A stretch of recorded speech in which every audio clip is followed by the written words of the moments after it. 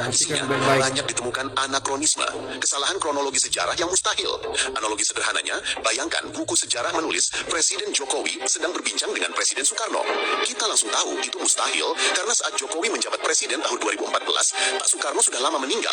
Nah, Quran dipenuhi kasus-kasus semacam ini. Mari kita lihat beberapa temuan. Surah Toha 85-87, Musa disebut berhadapan dengan orang Samiri. Padahal bangsa Samiri atau Samaria baru ada dan muncul sekitar 722 sebelum Masehi, sedangkan Musa hidup sekitar 1400 sebelum Masehi. Mustahil mereka hidup sejaman. Surah Al-Isra 1, kisah Isra Mi'raj menyebut Masjidil Aqsa pada tahun 621. Faktanya, bangunan itu baru berdiri sekitar tahun 710. Jadi Quran menaruh bangunan yang belum ada ke masa Muhammad. Surah Sabah 10-11, Daud membuat baju besi tahun 1000 sebelum Masehi. Tapi kalau kita pelajari sejarah, teknologi baju zirah dari besi baru dikenal 800 tahun kemudian. Surah Al-A'raf 120-124, Musa disebut hidup di zaman Firaun dengan hukuman salib. Padahal tradisi penyaliban baru muncul abad ke-5 sebelum Masehi, jauh setelah Musa.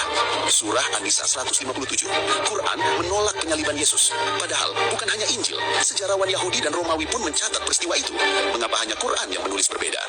Surah Maryam 28 dan At-Tahrim 12, Maryam disebut saudari Harun, seolah sejaman dengan Musa, padahal jaraknya 1400 tahun. Entah maksudnya saudari kandung atau apa. Kalau kitab ini sempurna, seharusnya jelas, bukan membingungkan. Hadis dan sejarah kiblat, arkeologi menunjukkan masjid-masjid kuno dari arah kiblat bangunannya saat Islam awal itu menghadap ke Petra, bukan Mekah. Baru abad ke-8 arah kiblat berubah. Pertanyaannya, kalau Ka'bah sudah ada sejak awal, kenapa umat dulu sholat ke Petra, bukan juga ke Al-Aqsa seperti klaimnya? Apakah ini ada kaitannya dengan bisnis haji masif setelah berdirinya Saudi 1932?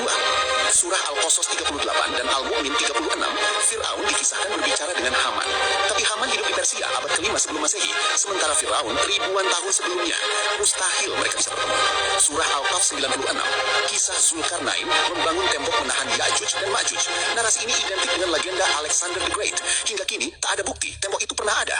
Surah Yusuf 20, Yusuf dijual dengan beberapa dirham. Padahal Yusuf hidup 1800 sebelum Masehi, sedangkan dirham baru muncul 600 Masehi. Seharusnya shikal seperti catatan Alkitab. Semua ini membentuk pola yang jelas. Quran bukan catatan sejarah akurat, melainkan kompilasi literer.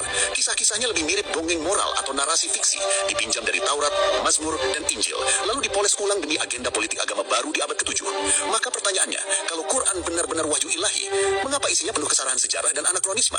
Atau lebih masuk akal bila kita melihatnya sebagai produk manusia abad ke-7, lahir dari kebutuhan politik dan identitas sebuah komunitas baru bernama Islam.